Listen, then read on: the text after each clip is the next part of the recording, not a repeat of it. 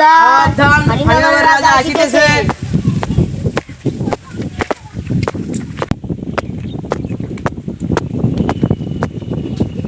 তোমরা নিশ্চয় অবগত আছো যে কিছুদিন পূর্বে আমার ফানিনগর এই রাজসভা সত্ত্বের কিছু ঠকবাজ, ঠোকাবাজ এবং বিশ্বাসঘাতক কিছু রাজসভা সত্ত্বকে আমি বিতাড়িত করেছি আমার রাজসভা থেকে, যার ফলে আমার রাজসভা শূন্য হয়ে গেছে। এখন আমি নতুন করে তোমাদেরকে নিয়োগ দিয়েছি, তোমাকে মন্ত্রী হিসেবে, তোমাকে রাজপণ্ডিত হিসেবে, তোমাকে গুপ্তচর হিসেবে এবং তোমাকে সেনাপ্রধান হিসেবে আমার রাজ্যে নিয়োগ দিয়েছি। আশা করি তোমরা দুর্নীতি করবে না। আজ তোমরা আমার সিংহাসনে হাত রেখে শপথ পাঠ করবে। রাজপণ্ডিত, তুমি সবাইকে শপথ পাঠ করাও। ঠিক আছে জাহাপানা, সবাই শপথ বাক্য পাঠ করতে এখানে চলে আসো। আমরা ফানিনগরের রাজ্যে সিংহাসনে হাত রেখে শপথ করতেছি যে আমরা ফানিনগরের রাজ্যে সিংহাসনে হাত রেখে শপথ করতেছি যে যতদিন এই রাজসভা চলিবে ততদিন আমরা অভিনয় করিব। যতদিন এই রাজসভা চলিবে ততদিন আমরা অভিনয় করিব। যদি কখনো এই রাজ্যের উপর কেউ হামলা করে, যদি কখনো কেউ এই রাজ্যের উপরে হামলা করে, তখন আমরা কৌশল ও 14 গোষ্ঠী কথা বাদ দিয়ে তখন আমরা বৌচল ও 14 গোষ্ঠীর কথা বাদ দিয়ে নিজের জীবনের ঝুঁকি নিয়ে শত্রুদের ঘাড়ে ঝাঁপিয়ে পড়ব। নিজের জীবনের ঝুঁকি নিয়ে শত্রুদের ঘাড়ে ঝাঁপিয়ে পড়ব। হ্যাঁ, আমাদের প্রতিজ্ঞা। ইহা আমাদের প্রতিজ্ঞা। যাক, শপথ বাক্য শুনে আমার একটু আজ ভালো লাগছে। রাজসভাকে মুলতবি করা হলো। রাজসভার কার্যক্রম কাল থেকে পরিচালিত হবে। কাল তোমরা যথাসময়ে রাজসভায় উপস্থিত থাকবে। আজ তোমাদের ছুটি। ঠিক আছে জাহাপানা। সাবধান, ফানিনগরের রাজা আসিতেছে।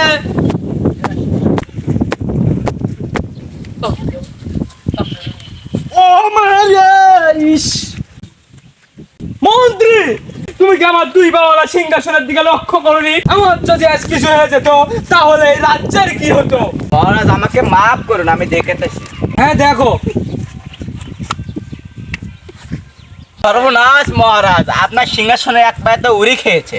না, এই সিংহাসনে আমি আর বসবো না। এই সিংহাসনে বসলে যদি এই উড়ি আমার ব্যাকপাটে আক্রমণ করে তাহলে আমি কি করব? সেনাপতি, জি আজ্ঞা মহারাজ, হুকুম করুন। তুমি কি আমার রাজ্যের কাঠকাঠুরো ময়নার বাড়ি চেনো? মহারাজ, ওটা তো কাঠকাঠুরিয়া ময়না হবে না, ওটা তো কাঠুরিয়ার বাড়ি হবে। আমি চিনি। ওই হলো, এখন এই মুড়ি ধরা সিংহাসন আগুনে পুড়িয়ে কাঠুরিয়ার বাড়ির থেকে তুমি একটা রেডিমেড সিংহাসন আমার জন্য হাজির করো। ঠিক আছে জাহাপনা।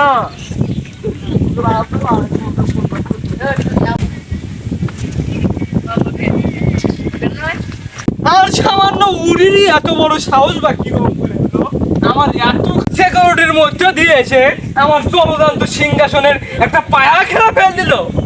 আজ আমি আমার রাজ্যে ঘোষণা করিতেছি যে কেউ আমার রাজ্যে দেখিলে উড়ি, মারিবে গুড়ি, বার করিবে ভুড়ি। ইহা আমার আদেশ। কতক্ষণ হয়ে গেল, সেনাপতি এখনো আমার সিংহাসন নিয়ে কেন আসছে না? সাবধান, ফানিনগরের সেনাপতি আসিতেছে। মহারাজ, এই তো আপনার সিংহাসন। কিছুদিন যাবৎ আমার বড়ই অস্বস্তি লাগছে। কিছুই বুঝছি না কেন আমার এমন লাগছে। আমি শুনলাম আমার পাশের রাজ্যের নাকি কিছু দল সৈন্য এসে সেই রাজ্যের রাজাকে হত্যা করে এখন সেই রাজ্যের প্রজাদের উপর অত্যাচার চালাচ্ছে। এখন আমাদের প্রস্তুত থাকতে হবে। অস্ত্রাগারে অস্ত্র মজুত শুরু করতে হবে আমাদের। সৈন্য ট্রেনিং শুরু করো সেনাপতি। ঠিক আছে, তোমরা চলে যাও, যথা সময়ে তোমরা আবার আসবে।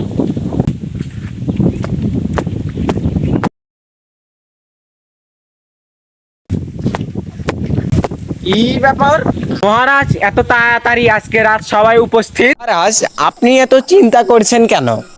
সেনাপতি, আমি চিন্তা করব না তো কি করব? গতকাল রাতে আমি আর রানী একসঙ্গে ঘুমিয়েছিলাম। সকালবেলা আমি উঠে দেখি রানী আমার পাশে নাই। সারা রাজ্য তন্ন তন্ন করে খুঁজেও আমি আমার রানীকে খুঁজে পেলাম না। জাহাপনা, নানিমা তো বাপের বাড়ি চলে গেছে। এই এই নানিমা কিসের রানীমা? ভুল হয়েছে জাহাপনা, আমাকে ক্ষমা করিয়া দিন। ঠিক আছে, কিন্তু আমার রানী আমাকে না জানিয়ে বাপের বাড়ি কেন চলে গেল? কেন কেন কেন? মহারাজ, রানীমা তো 7 মাসের গল্পপতি, তাই তিনি বাপের বাড়িয়ে চলে গিয়েছেন। এ গল্পপতি কিসের? ওটা গল্পপতি হবে না, ওটা গর্ভবতী হবে। ভুল হয়েছে জাহাপনা, মানুষ মাত্রই শব্দের ভুল। মাফ করবেন জাহাপনা। ঠিক আছে, পরের বার যেন আর কোনো শব্দের ভুল না হয়। কিন্তু কোন আক্কেলে আমাকে ছেড়ে রানী তার বাপের বাড়িতে চলে গেল? মন্ত্রী, এই রাজ্যে ঢাকঢোল পিটিয়ে ঘোষণা করে দাও যেন কোনো স্ত্রী তার স্বামীকে না নিয়ে বাপের বাড়ি যায়।